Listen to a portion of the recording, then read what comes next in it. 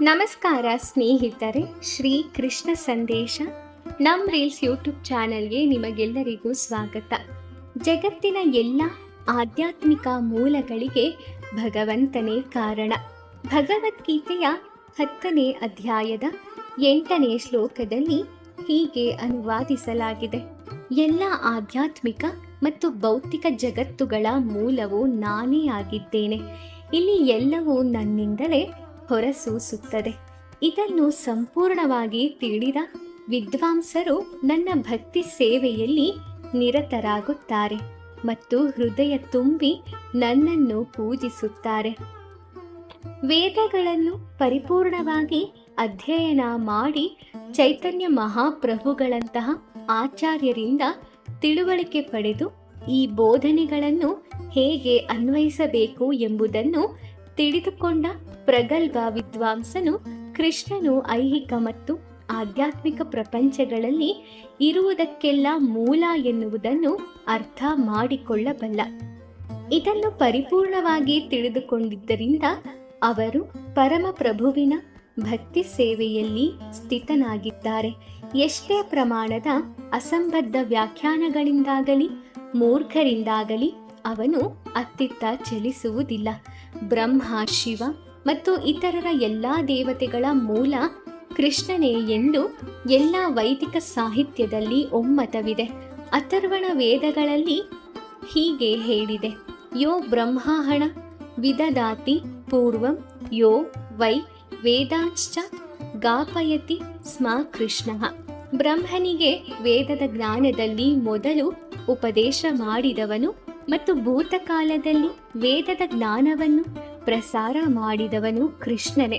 ನಾರಾಯಣ ಉಪನಿಷತ್ತು ಹೀಗೆ ಹೇಳುತ್ತದೆ: ಅತ ಪುರುಷೋ ಭಾವೈ ನಾರಾಯಣೋ ಕಾಮಯತ ಪ್ರಜಾಹ ಸೃಜಯೇತಿ. ಅನಂತರ ಪರಮ ಪುರುಷನಾದ ನಾರಾಯಣನು ಜೀವಿಗಳನ್ನು ಸೃಷ್ಟಿಸಲು ಅಪೇಕ್ಷಿಸಿದನು. ಉಪನಿಷತ್ತು ಮುಂದುವರಿಸಿ ಹೀಗೆ ಹೇಳುತ್ತದೆ: ನಾರಾಯಣಾದ್ ಬ್ರಹ್ಮ ಜಾಯತೆ, ನಾರಾಯಣಾದ್ ಪ್ರಜಾಪತಿ ಪ್ರಜಾಯತೆ, ನಾರಾಯಣಾದ್ ಇಂದ್ರೋ ಜಾಯತೆ, ನಾರಾಯಣಾದ್ ಅಷ್ಟೋ ವಸವೋ ಜಾಯಂತೆ, ನಾರಾಯಣಾದ್ ಏಕಾದಶ ರುದ್ರ ಜಾಯಂತೆ, ನಾರಾಯಣಾದ್ ದ್ವಾದಶಾದಿತ್ಯ. ನಾರಾಯಣನಿಂದ ಬ್ರಹ್ಮನು ಹುಟ್ಟಿದ್ದು, ನಾರಾಯಣನಿಂದ ಪ್ರಜಾಪತಿಗಳು ಸಹ ಹುಟ್ಟಿದರು, ನಾರಾಯಣನಿಂದ ಇಂದ್ರನು ಹುಟ್ಟಿದ್ದು, ನಾರಾಯಣನಿಂದ ಅಷ್ಟವಸುಗಳು ಹುಟ್ಟಿದರು, ನಾರಾಯಣನಿಂದ ಏಕಾದಶ ರುದ್ರರು ಹುಟ್ಟಿದ್ದರು, ನಾರಾಯಣನಿಂದ ದ್ವಾದಶಾದಿತ್ಯರು ಹುಟ್ಟಿದ್ದರು. ಈ ನಾರಾಯಣನು ಕೃಷ್ಣನ ವಿಸ್ತರಣೆಯಾಗಿದೆ. ಅದೇ ವೇದಗಳಲ್ಲಿ ಹೀಗೂ ಹೇಳಿದೆ: ಬ್ರಹ್ಮಣ್ಯೋ ದೇವಕಿ ಪುತ್ರ. ದೇವಕಿಯ ಮಗನಾದ ಕೃಷ್ಣನು ಪುರುಷೋತ್ತಮನು.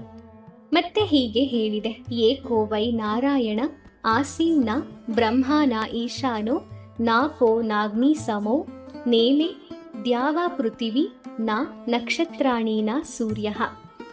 ಅಂದರೆ ಸೃಷ್ಟಿಯ ಪ್ರಾರಂಭದಲ್ಲಿ ಪರಮ ಪುರುಷನಾದ ನಾರಾಯಣನೊಬ್ಬನೇ ಇದ್ದನು. ಬ್ರಹ್ಮ ಇರಲಿಲ್ಲ, ಶಿವನೂ ಇರಲಿಲ್ಲ, ಅಗ್ನಿ ಇರಲಿಲ್ಲ, ಚಂದ್ರ ಇರಲಿಲ್ಲ, ಆಕಾಶದಲ್ಲಿ ನಕ್ಷತ್ರಗಳು ಇರಲಿಲ್ಲ, ಸೂರ್ಯನೂ ಇರಲಿಲ್ಲ. ಮಹಾ ಉಪನಿಷತ್ತಿನಲ್ಲಿ ಶಿವನು ಪರಮ ಪ್ರಭುವಿನ ಹಣೆಯಿಂದ ಹುಟ್ಟಿದ ಎಂದು ಹೇಳಲಾಗಿದೆ. ಹೀಗೆ ವೇದಗಳು ನಾವು ಪೂಜಿಸಬೇಕಾದದ್ದು ಬ್ರಹ್ಮ ಮತ್ತು ಶಿವರನ್ನು ಸೃಷ್ಟಿ ಮಾಡಿದ ಪರಮ ಪ್ರಭುವನ್ನು ಎಂದು ಹೇಳಿದೆ. ಈ ಜಗತ್ತಿನಲ್ಲಿ ಶುಭ ಅಶುಭಕರ ಎಂಬುದನ್ನು ಮನುಷ್ಯನೇ ಕಲ್ಪಿಸಿಕೊಂಡಿರುವುದು ಎನ್ನುತ್ತದೆ ಭಗವದ್ಗೀತೆ. ಭಗವದ್ಗೀತೆಯ 10ನೇ ಅಧ್ಯಾಯದ 3ನೇ ಶ್ಲೋಕದ ಮುಂದುವರೆದ ಭಾಗದಲ್ಲಿ ಹೀಗೆ ಹೇಳಲಾಗುತ್ತದೆ: ಆಗಲೇ ಹೇಳಿರುವಂತೆ ಮೂಢನಾದವನು ಮಾತ್ರ ಅವನೊಬ್ಬ ಮನುಷ್ಯ ಎಂದು ಯೋಚಿಸುತ್ತಾನೆ ಕೃಷ್ಣನ ಬಗ್ಗೆ. ಇದನ್ನು ಇಲ್ಲಿ ಬೇರೊಂದು ರೀತಿಯಲ್ಲಿ ಹೇಳಲಾಗಿದೆ: ಮೂಢನಲ್ಲದವನು ಭಗವಂತನ ಸಹಜ ಸ್ವರೂಪವನ್ನು ಅರಿಯುವಷ್ಟು ಬುದ್ಧಿವಂತನಾದವನು ಯಾವಾಗಲೂ ಪಾಪಗಳಿಂದ ಮುಕ್ತನಾಗಿರುತ್ತಾನೆ. ಕೃಷ್ಣನು ದೇವಕಿಯ ಮಗನೆಂದು ಜನ ತಿಳಿದಿದ್ದರೆ ಅವನು ಹುಟ್ಟು ಇಲ್ಲದಿರುವವನು ಹೇಗೆ? ಇದಕ್ಕೆ ಭಗವದ್ಗೀತೆಯಲ್ಲಿ ಉತ್ತರವಿದೆ. ಅವನು ದೇವಕಿ ಮತ್ತು ವಸುದೇವರಿಗೆ ಕಾಣಿಸಿಕೊಂಡಾಗ ಸಾಮಾನ್ಯ ಮಗುವಿನಂತೆ ಹುಟ್ಟಲಿಲ್ಲ.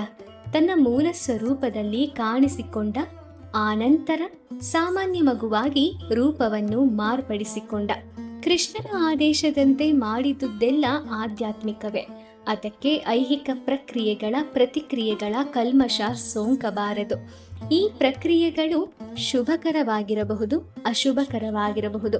ಐಹಿಕ ಜಗತ್ತಿನಲ್ಲಿ ಶುಭಕರವಾದ ಮತ್ತು ಅಶುಭಕರವಾದ ಸಂಗತಿಗಳಿರುತ್ತವೆ ಎನ್ನುವುದು ಸ್ವಲ್ಪ ಹೆಚ್ಚು ಕಡಿಮೆ ಮನಸ್ಸಿನ ಮಿಥ್ಯಾ ಸೃಷ್ಟಿ. ಐಹಿಕ ಜಗತ್ತಿನಲ್ಲಿ ಶುಭಕರವಾದದ್ದು ಎನ್ನುವುದೇ ಇಲ್ಲ, ಎಲ್ಲ ಅಶುಭಕರವೇ. ಏಕೆಂದರೆ ಐಹಿಕ ಜಗತ್ತೇ ಅಶುಭಕರವಾದದ್ದು. ಇದು ಶುಭಕರ ಎಂದು ನಾವು ಕಲ್ಪಿಸಿಕೊಳ್ಳುತ್ತೇವೆ ಅಷ್ಟೇ.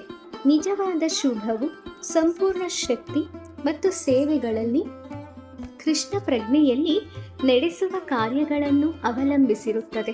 ಆದುದರಿಂದ ನಮ್ಮ ಕಾರ್ಯಗಳು ಶುಭಕರವಾಗಿರಬೇಕೆಂದು ನಾವು ಬಯಸುವುದೇ ಆದಲ್ಲಿ ನಾವು ಪರಮ ಪ್ರಭುವಿನ ಆದೇಶದಂತೆ ಕೆಲಸ ಮಾಡಬೇಕು.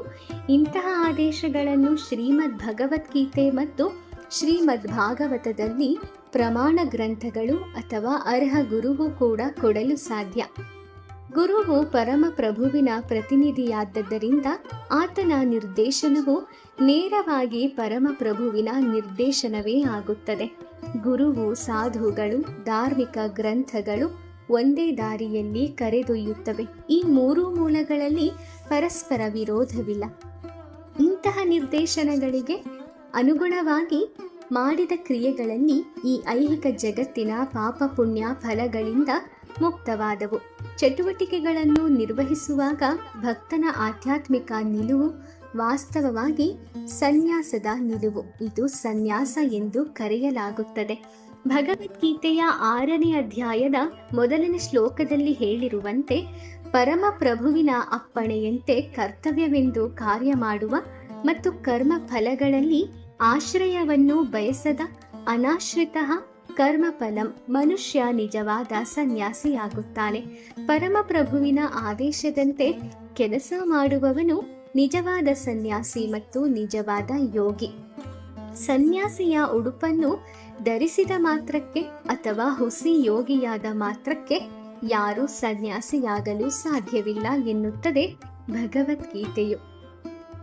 ಇದೇ ರೀತಿಯಾಗಿ ಯಾರು ತಮ್ಮ ಸಂಪೂರ್ಣ ಜೀವನದಲ್ಲಿ ಆಧ್ಯಾತ್ಮಿಕತೆಯನ್ನ ಅಳವಡಿಸಿಕೊಂಡು ತಮ್ಮ ಜೀವನವನ್ನ ಕೃಷ್ಣನಲ್ಲಿಡುತ್ತಾರೋ ಅಥವಾ ಕೃಷ್ಣ ಪ್ರಜ್ಞೆಯಲ್ಲಿ ಸದಾಕಾಲ ಅವನ ಸೇವೆಯಲ್ಲಿ ತೊಡಗುತ್ತಾರೋ ಅವರು ಸನ್ಯಾಸಿಯ ಒಂದು ರೂಪವೇ ಆಗುತ್ತಾರೆ. ಏಕೆಂದರೆ ಸದಾಕಾಲ ಭಗವಂತನ ನಾಮಸ್ಮರಣೆ ಮಾಡುವುದು ಅಥವಾ ಕೃಷ್ಣನಿಗಾಗಿ ತಮ್ಮ ಜೀವನವನ್ನು ಸಮರ್ಪಣೆ ಮಾಡುವುದು ಇವೆಲ್ಲವೂ ಭಕ್ತಿ ಸೇವೆಯಲ್ಲಿ ತೊಡಗುತ್ತದೆ ಮತ್ತೆ ಆಧ್ಯಾತ್ಮಿಕ ಜೀವನಕ್ಕೆ ನಮ್ಮನ್ನ ಅಣಿ ಮಾಡಿ ಕೊಡುತ್ತದೆ. ನಾವು ಯಾವಾಗ ಆಧ್ಯಾತ್ಮಿಕತೆಗೆ ಹೆಚ್ಚು ಒತ್ತು ನೀಡುತ್ತೇವೆಯೋ ಆಗ ನಾವು ಈ ಭವ ಬಂಧನಗಳಿಂದ ಪಾಪ ಕರ್ಮಗಳಿಂದ ಮುಕ್ತಿಯನ್ನ ಪಡೆಯುವುದಕ್ಕೆ ಸಹಾಯಕವಾಗುತ್ತದೆ. ಸ್ನೇಹಿತರೆ, ಈ ಮಾಹಿತಿ ನಿಮಗೆ ಇಷ್ಟ ಆಗಿದೆ ಅಂತ ನಾನು ಅನ್ಕೊಳ್ತೀನಿ. ವಿಡಿಯೋ ಇಷ್ಟ ಆಗಿದ್ರೆ ಲೈಕ್ ಮಾಡಿ, ಶೇರ್ ಮಾಡಿ, ಹಾಗೆ ನಿಮ್ಮ ಅನಿಸಿಕೆಗಳನ್ನು ಕಮೆಂಟ್ ಮಾಡಿ. ಇದೇ ರೀತಿಯ ಉತ್ತಮ ಸಂದೇಶಗಳನ್ನು ತಿಳ್ಕೊಳ್ಳೋಕ್ಕೋಸ್ಕರ ನಮ್ಮ ರೀಲ್ಸ್ ಯೂಟ್ಯೂಬ್ ಚಾನಲ್ಗೆ ಸಬ್ಸ್ಕ್ರೈಬ್ ಮಾಡ್ಕೊಳ್ಳಿ. ಮುಂದಿನ ವಿಡಿಯೋದಲ್ಲಿ ಭೇಟಿ ಮಾಡ್ತೀನಿ. ಓಂ ಶ್ರೀ ಕೃಷ್ಣಾಯ ನಮಃ. ಆ ಕೃಷ್ಣ ಪರಮಾತ್ಮ ನಿಮ್ಮೆಲ್ಲರಿಗೂ ಒಳ್ಳೆಯದನ್ನು ಮಾಡಲಿ. ಧನ್ಯವಾದಗಳು.